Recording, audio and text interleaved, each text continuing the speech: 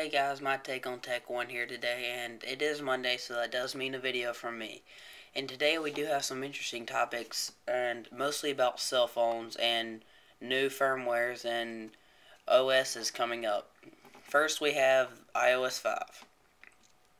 First thing on the list is Dylan, who does our videos on Friday, tells me that iOS 5 will be released on September 23rd, which is Friday, when he's doing his video. I don't believe this is going to be true because where's the music event? We're halfway through September and there is no music event and we haven't got an announcement for it or anything like that, so I just don't think that's going to happen. And another thing is that iOS 5 doesn't bring a whole bunch of new features. I mean, it's new for Apple and their iPhones and everybody who has one, which is like 90% of the world. But if you go to Android, if you go to Windows Phone 7, these features have been there, or there's features over there that Apple really needs to bring over to iOS. And the next thing on the list is why I want to switch to Windows Phone 7. The reason I want to switch to Windows Phone 7 is because Apple mostly tries to hide their new features, such as speech-to-text, for example. We all know that's coming in iOS 5, or hopefully it's coming, because we haven't seen it in any of the betas. And if it does come, well then Apple's trying to hide it. If it doesn't come, well then Apple's an idiot, or everybody over there is an idiot. A few reasons that I want to go to Microsoft and Windows Phone 7 is because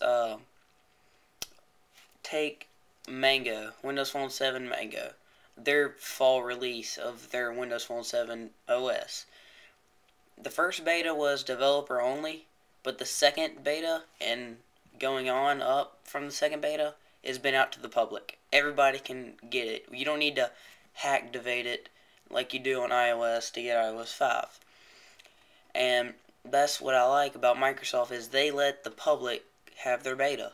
I mean, if you don't have to be a developer to get Windows Phone 7.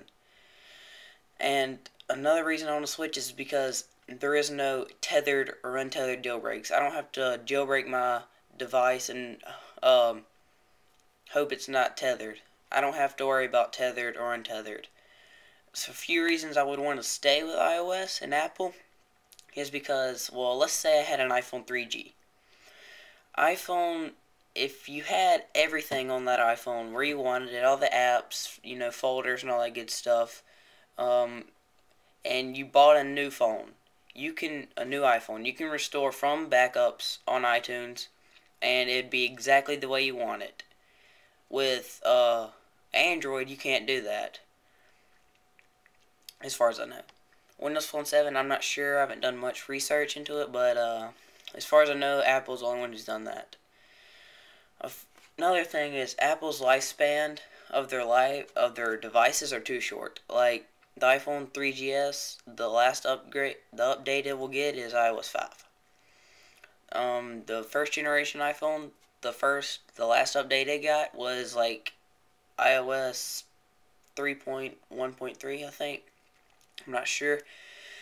But, I mean, that's just too short. I know the processor can't handle it, but it's just too short. I mean, like, this week I was watching something on YouTube where they said all AT&T Android phones will be getting 2.3. If this is true, that means the Motorola Backflip will be getting Android 2.3. The HTC Aria, phones like that, old phones way back then. And another thing on the list is, which I really wanted to get to first, but I felt like I needed to say Dylan thinks iOS 5 will be announced on September 21st, or 23rd, excuse me. The next thing on the list is why Apple's iPhone is on top. Why everybody has an iPhone. The first reason everybody has an iPhone is because Apple was the first to have a decent phone. Apple was the first to have a high-spec camera. It was like 2 megapixels back then, which was good for them, and it was all touchscreen. And it was like the only phone back then that could connect to Wi-Fi. And it actually had a good web browser, and everybody, or most people, already had music and videos tied in with iTunes. So they already had purchases made from iTunes with their iPods and things like that. So buying an iPhone would just be like an iPod, but having a phone, don't have to carry on both. So I think that's why most people got the first generation iPhone. And then when Apple was seeing that most people weren't buying it because of price, the iPhone 3G just made it even better. Because back then, if you think about it, there was no touchscreen phones. It was all BlackBerry. BlackBerry ruled back then. Nokia, all those like Windows mobile phones. That was like the only smartphone operating system out. And I do think that's why Apple is on top and will stay that way till somebody introduces new features to the regular consumer. Because right now, all everybody knows is iPhone. Like, they can't wait till the new iPhone comes out because they already have stuff in iTunes bought and they don't want to waste the money by having to buy it all over again on an Android phone or things like that. Another thing is, let me flip my page over of notes. There's still no flash on the iPhone.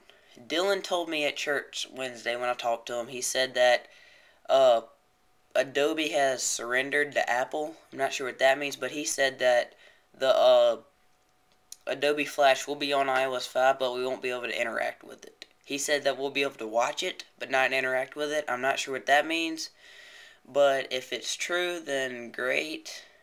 But, you know, we can only hope for the best.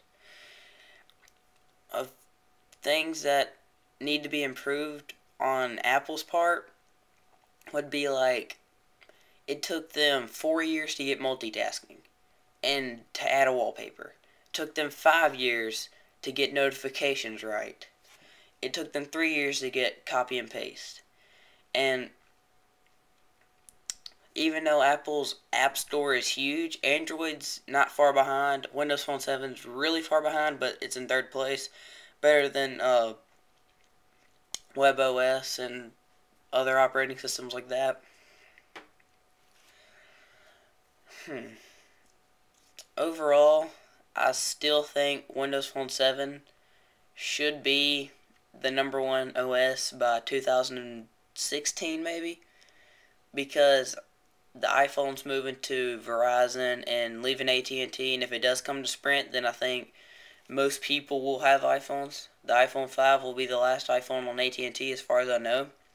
Still no iPhone on T-Mobile. And there's a bunch of Windows Phone 7 phones out there. And for my birthday, I'm either getting the Samsung Galaxy S2 or the HTC Titan. And an update about my iPhone, I did fix it. It is running iOS 5 Beta 6, but I'm not sure if I'm going to be able to upgrade to the iOS 5 when it real comes out on September 23rd, like Dylan said.